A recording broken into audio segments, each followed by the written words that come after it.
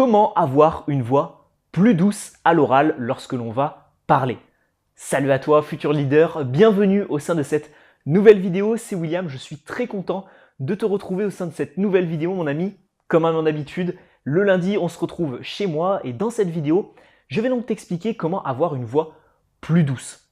Trêve de blabla, on rentre directement dans le vif du sujet par le constat d'introduction, comme au début de chaque vidéo.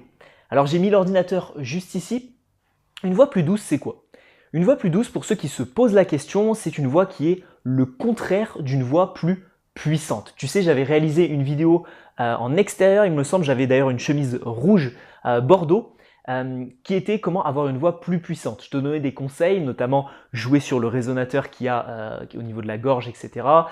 Jouer également sur le fait que ta voix prend de l'espace, que ta voix fait une courbe et arrive directement aux oreilles des interlocuteurs qui sont les plus loin de toi, notamment lors de prise de parole. Et dans cette vidéo, c'est un peu la vidéo antagoniste à celle-ci, car j'aimerais t'expliquer comment avoir une voix plus douce. Alors une voix plus douce, elle se contraste par justement la voix plus puissante, mais c'est aussi une voix qui est qualifiée d'agréable, qui n'est pas criarde et qui est douce à l'oreille. Logique. Donc concrètement, c'est une voix qui ne va pas nécessiter que l'on prenne énormément d'espace, tout du moins c'est une voix qui ne va pas prendre énormément d'espace, et c'est une voix qu'on va pouvoir utiliser. Par exemple, si j'étais en train de discuter avec toi, mon ami, j'utiliserais une voix qui est plus douce plutôt que puissante, ok? Ce qui est à peu près logique. Donc c'est une voix que tu vas pouvoir utiliser lors de moments qui sont un petit peu plus intimes, lors de moments qui sont un petit peu plus où il y a de la proximité. Je pense notamment à des conversations, que ce soit en séduction ou face à une seule personne en négociation, peut-être. Alors dans cette vidéo, j'aimerais te donner 4 conseils précis, 4 choses à faire qui vont te permettre donc d'avoir une voix un petit peu plus douce. Et la première, elle se base sur l'intensité de la voix. L'intensité de la voix, c'est cette fameuse cloche que l'on va avoir qui va nous permettre tout simplement d'envoyer notre voix à un endroit. Si tu étais juste en face de moi, qu'est-ce que je ferais? J'enverrais ma voix de cette trajectoire-là. Et la voix irait à 1 mètre parce que tes oreilles sont à 1 mètre. Par contre, s'il y avait quelqu'un à l'autre bout de la pièce ou s'il y avait quelqu'un à l'autre bout, par exemple, imaginons qu'il y a un couloir de 10 mètres et que je dois parler à quelqu'un qui est à 10 mètres, qu'est-ce que je vais faire? Je vais essayer d'envoyer ma voix à 10 mètres. Donc ça, c'est ce qu'on appelle l'intensité de la voix, c'est vraiment cette fameuse cloche, est-ce que je l'envoie loin ou est-ce que je l'envoie plus près? Et donc, quand on souhaite avoir une voix un petit peu plus douce, réduire au maximum l'intensité de sa voix, c'est important. Le deuxième paramètre sur lequel tu peux jouer, c'est l'intonation de ta voix. L'intonation, c'est quoi? Pour te resituer un petit peu les différents paramètres de la voix, l'intonation, c'est voix qui va être aiguë ou voix qui va être grave. Comme je te l'ai dit dans l'introduction de cette vidéo, une voix qui va être douce, c'est une voix qui va être agréable à l'oreille. C'est une voix qui va être mélodieuse, c'est une voix qui va vraiment être plaisante et être apaisante. Donc, si tu suis mes vidéos depuis un moment et que tu t'y connais un petit peu en voix grâce à toutes les vidéos que j'ai pu faire sur le sujet, tu sais qu'il va falloir plus pencher vers la voix grave que vers la voix aiguë. Donc au niveau de ton intonation, essaye de descendre un tout petit peu plus dans les graves, tu verras que automatiquement ta voix sera plus douce et sera plus intéressante à l'oreille. Parce qu'à contrario de tout ça, on a les personnes qui vont être énervées, qui vont commencer à crier, et là c'est une voix qui va partir plus dans l'aigu, une voix qui est criarde. À l'inverse, une voix douce, quand on discute juste avec quelqu'un comme ça, on a une voix qui est posée, qui part au niveau du résonateur, qui est au niveau du ventre, et donc on a une voix qui est plus agréable à l'écoute.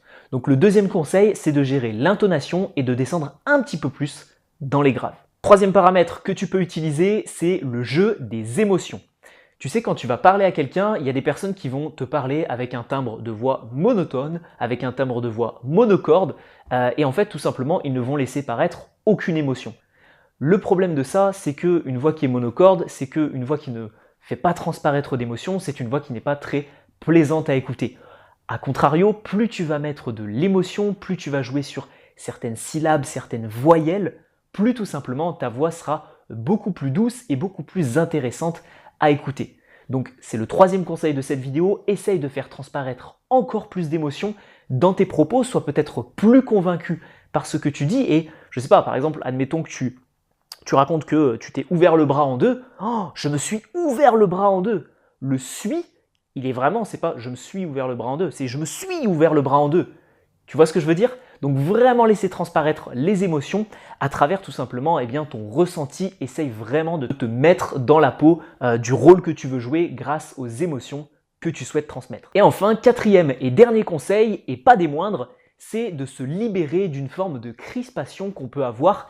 Et il y a deux sortes de crispation que tu peux avoir qui rendent ta voix malheureusement un petit peu plus criarde et un petit peu moins douce. Le premier type de crispation, c'est une crispation physique. Tu vois, tu es collé à ton siège, tu serres vraiment les accoudoirs parce que tout simplement tu es extrêmement stressé de ce que tu vas raconter.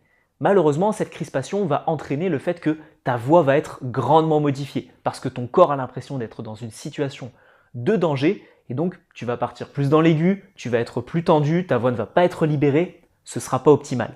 Donc essayer d'être à l'aise physiquement, d'avoir les épaules qui sont basses, d'être tout simplement suffisamment à l'aise. Je n'ai pas d'autres conseils à te donner là-dessus. Et la deuxième forme de crispation, c'est une crispation un petit peu plus cérébrale et un petit peu plus psychologique. Cette crispation-là, elle est principalement due au stress que tu vas avoir. Si tu es extrêmement stressé, si tu as de l'appréhension par rapport à ce que tu vas dire, par rapport à la discussion que tu vas avoir avec ton interlocuteur, malheureusement, ça va également se faire ressentir au niveau de ta voix et tu n'auras pas une voix qui sera naturellement douce. Donc essaye de gérer ces deux facteurs, même si l'aspect psychologique est un petit peu plus compliqué à gérer, essaye au moins de gérer l'aspect physique et de te mettre à l'aise physiquement parlant. Alors je sais à quel point ça peut être compliqué pour toi d'utiliser vraiment ta voix comme un outil de communication, d'avoir une voix qui peut être modifiée facilement et de vraiment prendre possession de ta voix et de l'utiliser comme tu souhaites l'utiliser.